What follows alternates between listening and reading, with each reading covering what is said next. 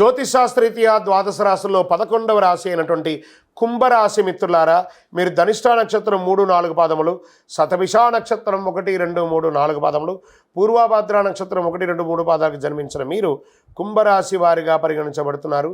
ఈ నెల మీకు శుభాశుభ ఫలితాలు ఎలా ఉన్నాయి, 7.5 శని యొక్క ప్రభావం ఎలా ఉంది అనేది కూడా చూద్దాం. రాహు కాస్త మీకు అనుకూలంగా కనిపించట్లేదు. బృహస్పతి 4వ ఇంట్లో, శని 2వ ఇంట్లో ఉన్నారు, కేతు 8వ ఇంట్లో, అంగారకుడు 10వ ఇంటికి అధిపతి మరియు తిరోగమన కదలికతో ఉన్నాడు.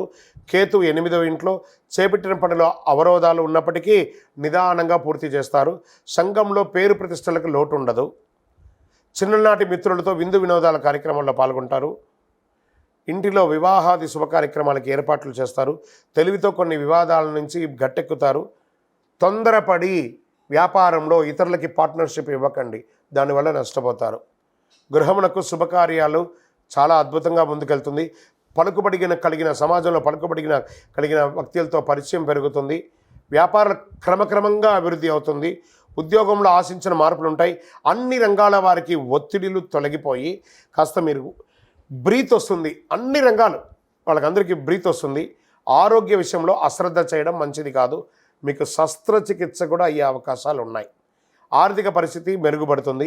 నూతన వ్యక్తుల పరిచయాల ద్వారా సంతోషం కలుగుతుంది. ఆస్తి క్రయ విక్రయాల్లో సమస్య తొలగిపోతుంది. కోర్టు కేసు ఏమన్నా ఉంటే కలిసి వస్తుంది అని కూడా. అన్నదమ్ముల మధ్య వాదోపవాదాలని మానుకోండి. వీలుంటే సైలెంట్గా ఉండండి. వృధా ప్రయాణాలు చేయకండి. ధనపరంగా ఇబ్బందులు తప్పదు. ఆరోగ్య విషయంలో శ్రద్ధ అసలు వహించకండి. గృహ నిర్మాణం ప్రారంభించే అవకాశాలు ఉన్నాయి. విద్యార్థులకు ప్రోత్సాహకరంగా ఉంటుంది. విలువైన గృహోపకరణలు కొనుగోలు చేయడంలో నాసి రకాన్ని కొని ఇబ్బంది పడకండి.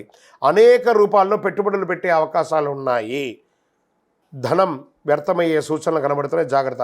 తొందరపాటు దేనికి కూడా పనికిరాదు. విశ్రాంతి కోసం ప్రయత్నించండి. లాభాలున్నా ఆశించిన సంతోషం ఉండకపోవచ్చు. ఆఫీసులో సహోద్యోగుల ప్రభావం పెరుగుతుంది.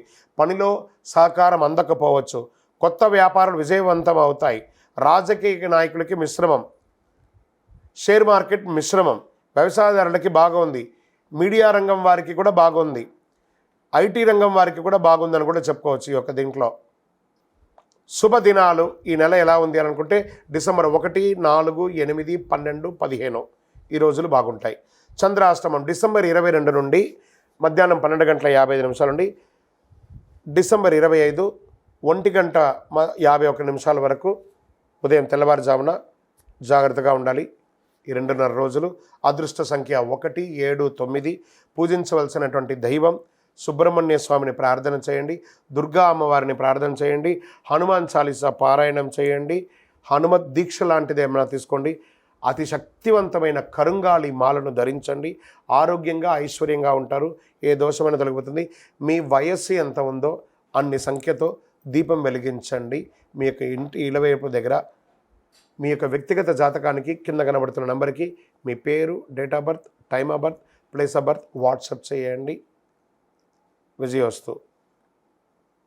ఈ యొక్క ద్వాదశ రాశి ఫలితాలన్నీ పొందినటువంటి మన ఛానల్ ప్రేక్షక మిత్రులందరికీ కూడా శుభాకాంక్షలు.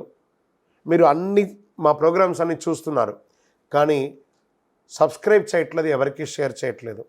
మీకు ఇక్కడ పెట్టుకొని గురువుగారు బాగా చెప్పారని అనిపించిందంటే మా ఛానల్ని సబ్స్క్రైబ్ చేయండి. ఇంకొక 10 మందికి షేర్ చేయండి. వందే మాత్రం, వందే మాత్రం, వందే మాత్రం. తిరుపతికి వచ్చినప్పుడు మన అయ్యప్ప స్వామి వారి 18 అవతారాల దేవాలయం బ్రహ్మశ్రీ డాక్టర్ చంద్రమౌళి గురుస్వామి గారు నిర్మించారు. మీకోసం అక్కడ మేము ప్రార్థన చేస్తూ ఉంటాం. మన దేవాలయం ఇప్పుడు నిత్య అన్నదానం అక్కడ జరుగుతుంది. తిరుపతికి వచ్చినప్పుడు అవకాశం వల్ల మన దేవాలయం వచ్చి భిక్ష స్వామివారి ప్రసాదం తీసుకోండి. శరణమయ్యప్ప, శరణమయ్యప్ప, శరణమయ్యప్ప.